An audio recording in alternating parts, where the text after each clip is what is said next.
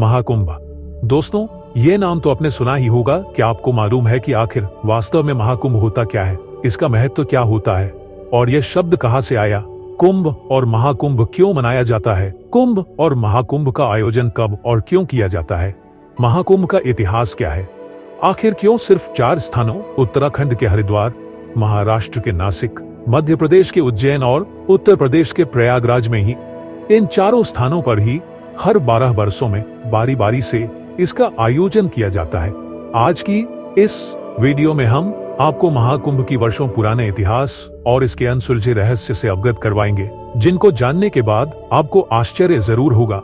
साथियों, 2025 में प्रयागराज में आयोजित हो चुके महाकुंभ में आखिर ऐसा क्या खास है जो कि 144 साल के बाद आयोजित हो रहा है? आखिर महाकुंभ प्रयागराज में ही क्यों आयोजित किया जाता है? प्रयागराज में स्थित अक्षय वट, जिसे अमर वृक्ष माना जाता है, जो सृष्टि के विकास और प्रलय का साक्षी रहा है, इसके पीछे का इतिहास और महत्व क्या है?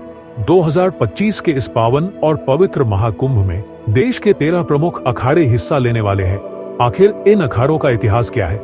इनका विशेष महत्व क्या है? 12 अंक और कुंभ का एक दूसरे से क्या संबंध है? महाकुंभ का आयोजन प्रयागराज का त्रिवेणी संगम, जहां गंगा, यमुना और सरस्वती नदियों का संगम माना जाता है, यहाँ केवल गंगा और यमुना ही दिखाई देती है, तो आखिर सरस्वती नदी यहाँ से अदृश्य क्यों हो गई? क्या यह सिर्फ धार्मिक मान्यता है या इसके पीछे छिपा हुआ कोई बड़ा वैज्ञानिक रहस्य है? साथ ही साथ हम यह भी जानेंगे कि शाही स्नान क्या है। इसमें सबसे रोचक बात यह है कि कुंभ के पहले शाही स्नान का अधिकार केवल नागा साधुओं को ही क्यों दिया जाता है, जबकि अन्य साधु संतों को उनके स्नान करने के बाद यह अवसर मिलता है। इस विशेष परंपरा के पीछे छुपा है एक अद्भुत इतिहास, जो नागा साधुओं को इतना विशेष और सम्माननीय बनता है। तो प्यारे दर्शकों, अपने सांसों की पोटलियां थाम लीजिए, क्योंकि आज हम इन सभी अद्भुत रहस्यों का जवाब और इतिहास, कुंभ और महाकुंभ का अलौकिक रहस्य और इतिहास आज के इस वीडियो में बताने वाले हैं। तो चलिए जानते हैं इस रहस्यों के बारे में। कुंभ और महाकुंभ केवल एक मेला ही नहीं, बल्कि यह आस्था, इतिहास और संस्कृति का संगम है। साथियों, कुंभ जो कि 12 वर्षों के अंतराल में होता है, लेकिन वही महाकुंभ 144 सालों में केवल एक बार होता है, और महाकुंभ का 144 वर्षों के बाद आना, जो महाकुंभ को इतना विशेष बना देता है। इसी के हिसाब से यदि हम आने वाला अगले महाकुंभ की बात करें, तो अगला महाकुंभ साल 2169 में आयोजित होगा। मतलब यह महाकुंभ हमारे जीवन का पहला और आखिरी महाकुंभ मेला होगा। दोस्तों, यह जो महाकुंभ मेला 2025 का प्रयागराज में आयोजित हो चुका है, वह कोई आम महाकुंभ नहीं है, बल्कि 12 कुंभ मेलों के बाद होने वाला महाकुंभ है। महाकुंभ मेला केवल भारत का नहीं, बल्कि इस धरती में हिंदुत्व का सबसे पवित्र और विशाल पर्व माना जाता है। यह पर्व इतना भव्य होता है कि किसी भी आयोजन से इसकी बराबरी किसी नहीं की जा सकती। यह 2025 का इतना विशाल पर्व है। दोस्तों, इतना विशाल पर्व न कभी हुआ है और न आगे कभी होगा। भारतीय अंतरिक्ष एजेंसी इसरो का भी यह कहना है कि महाकुंभ मेला विशाल और भव्य होता है कि अंतरिक्ष से भी देखा जा सकता है। सिर्फ इतना ही नहीं, महाकुंभ के महत्व को इस बात से भी समझा जा सकता है कि 2017 में यूनेस्को ने इसे मानवता की मूर्त और सांस्कृतिक विरासत की सूची में भी शामिल कर दिया, जो इसके ऐतिहासिक और सांस्कृतिक महत्व को स्पष्ट रूप से दर्शाता है। अब तक आपके मन में यह सवाल जरूर आ चुका होगा कि इतने विशाल और प्राचीन महाकुंभ के आयोजन की शुरुआत आखिर कहां से हुआ और इसके पीछे का इतिहास क्या है? क्या इसका उल्लेख भारतीय वेदों, पुराणों और धर्म ग्रंथों में मिलता है, या फिर इसके पीछे कोई और गहरी और रहस्यमय कहानी है? अगर बात की जाए कुंभ मेले के इतिहास की, तो कुंभ मेले का इतिहास प्राचीन काल से चला रहा है और इसे हजारों वर्ष पुराना माना जाता है। यह मेला हिंदू धर्म के सबसे बड़े और पवित्र उत्सवों में से एक है। कुंभ मेले की शुरुआत और इसकी परंपरा को वैदिक काल और पुराणों में उल्लेखित समुद्र मंथन की कथा से जोड़ा जाता है। ऐतिहासिक रूप से देखा जाए तो कुंभ मेले की शुरुआत का कोई निश्चित काल नहीं है, लेकिन यह माना जाता है कि इसका आयोजन कम से कम 2000 से 3000 वर्ष पुराना है। अगर कुछ ऐतिहासिक साक्ष्यों की बात करें तो प्यारे साथियों, महाकुंभ से जुड़ी सबसे लोकप्रिय कथा है समुद्र मंथन की। धार्मिक ग्रंथों के अनुसार समुद्र मंथन की पौराणिक कथा कुंभ मेले के शुरू होने का सबसे पुख्ता साक्ष्य है। समुद्र मंथन देवताओं और असुरों के बीच हुआ। विष्णु पुराण के अनुसार एक बार इंद्रदेव ने महर्षि दुर्वासा को रास्ते में मिलने पर जब प्रणाम किया, तो ऋषि दुर्वासा ने प्रसन्न होकर अपनी माला इंद्र को दे दिए। इंद्र ने उसे माला का आदर न करते हुए अपने हाथी ऐरावत के मस्तक पर डाल दिया। ऐरावत हाथी ने माला को सूंड से घसीटकर पैरों से कुचल डाला। यह देखकर महर्षि दुर्वासा बहुत क्रोधित हो गए और इंद्रदेव को उनकी शक्ति और साम्राज्य के नष्ट हो जाने का श्राप दे दिया, जिससे सभी देवता शक्तिहीन हो गए। फिर भी अपनी शक्तियों को हासिल करने के लिए भगवान ब्रह्मा और भगवान शिव की शरण में गए। तब भगवान शिव और ब्रह्मा जी ने उन्हें विष्णु भगवान से प्रार्थना करने की सलाह दी। भगवान शिव और ब्रह्मा जी की सलाह पर इंद्रदेव भगवान विष्णु के पास गए। तब भगवान विष्णु ने क्षीर सागर का मंथन करके अमृत निकालने की सलाह दी, लेकिन समुद्र का मंथन करना अकेले देवताओं के वश का काम नहीं था। इसलिए भगवान विष्णु की सलाह पर देवता और दैत्यों ने संधि कर ली और समुद्र को मंथने के लिए तैयार हो गए और सभी अमृत निकलने के लिए समुद्र को मथने लगे। लेकिन देवताओं ने दैत्यों से कहा था कि जो भी इसमें से मिलेगा वह सब कुछ आपस में बराबर बांट लेंगे। यह वही ऐतिहासिक क्षण था जब एक और देवता और दूसरी ओर असुर खड़े थे। सागर के गर्भ को मथने के लिए पर्वत मंदराचल को मथनी बनाया गया और नागराज बासुकी को रस्सी बनाया गया। वह विष्णु जी ने कछुए का रूप धारण किया और पर्वत को स्थिरता प्रदान करी। जैसे जैसे समुद्र मंथन आगे बढ़ा, समुद्र से एक एक करके अद्भुत वस्तुएं निकलने लगी। सबसे पहले मंथन में विष निकला, जिसको भगवान शिव ने ग्रहण किया। अंततः मंथन के फल स्वरूप क्षीर सागर से पारिजात, उच्चश्रवा, चंद्रमा, कामधेनु और अमृत कलश लिए धनवंतरी प्रकट हुए।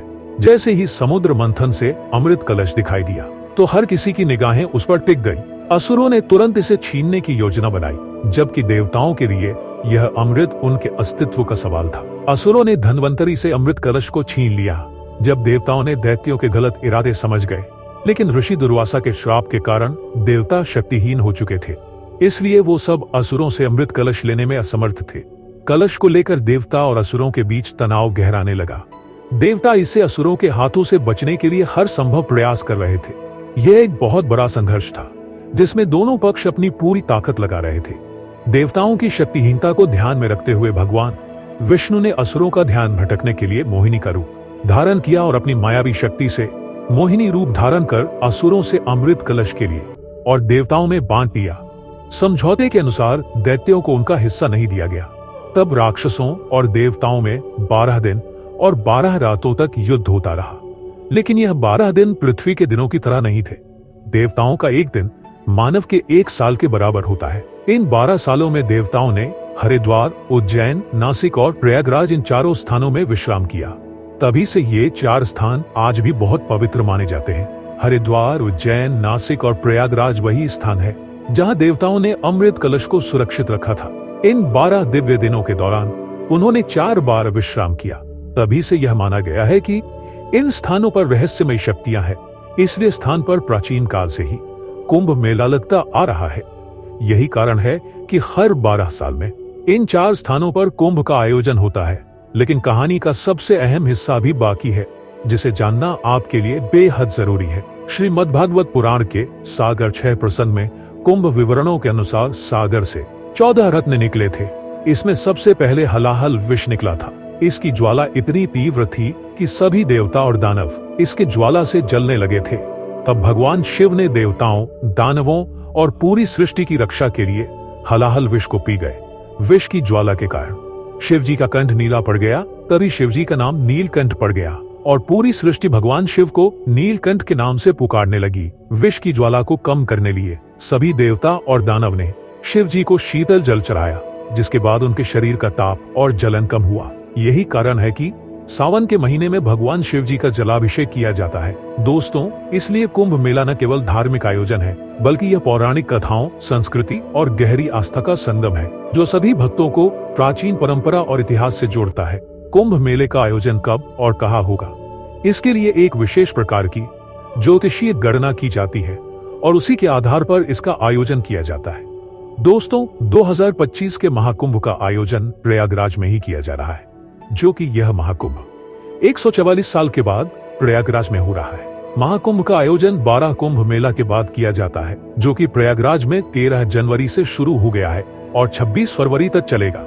यह पर पूरे 45 दिनों तक चलने वाले इस महाकुंभ में ग्रह और नक्षत्र की स्थिति में काफी बदलाव देखने को मिलने वाला है, जिससे महाकुंभ में स्नान करने से कई गुना अधिक फल की प्राप्ति होती है।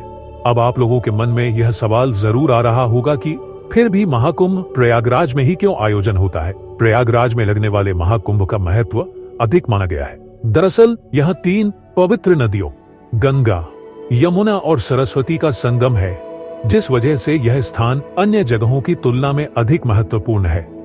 जानकारी के लिए बता दें कि सरस्वती नदी अदृश्य हो चुकी है, फिर भी इस धरती के धरातल में आज भी बहती है। संगम पर गंगा और यमुना का संगम तो साफ देखा जा सकता है, लेकिन सरस्वती नदी दिखाई नहीं देती। लेकिन फिर भी इसे त्रिवेणी संगम कहा जाता है। ऐसी मान्यता है कि जो व्यक्ति इन तीनों नदियों के संगम पर शाही स्नान करता है, उसे मोक्ष की प्राप्ति होती है। इसी वजह से इसका महत्व यह अधिक माना जाता है। सरस्वती नदी क्यों अदृश्य हो गई, इस बारे जानने के लिए हमें इसके इतिहास और पौराणिक कथाओं में झांकना होगा। इसके लिए हम अलग वीडियो में इसके रहस्य के बारे में बात करेंगे। प्रयागराज के संगम तट पर हर साल लाखों श्रद्धालु गंगा, यमुना और अदृश्य सरस्वती के संगम में स्नान करने आते हैं। गंगा और यमुना को हर कोई देख सकता है, लेकिन सरस्वती नदी का पानी कभी दिखाई नहीं देता। धार्मिक ग्रंथों के अनुसार सरस्वती नदी का प्रवाह हरियाली से भरपूर भूमि पर होता था और संगीत की देवी सरस्वती का प्रतीक मानी जाती थी, जिसे कहा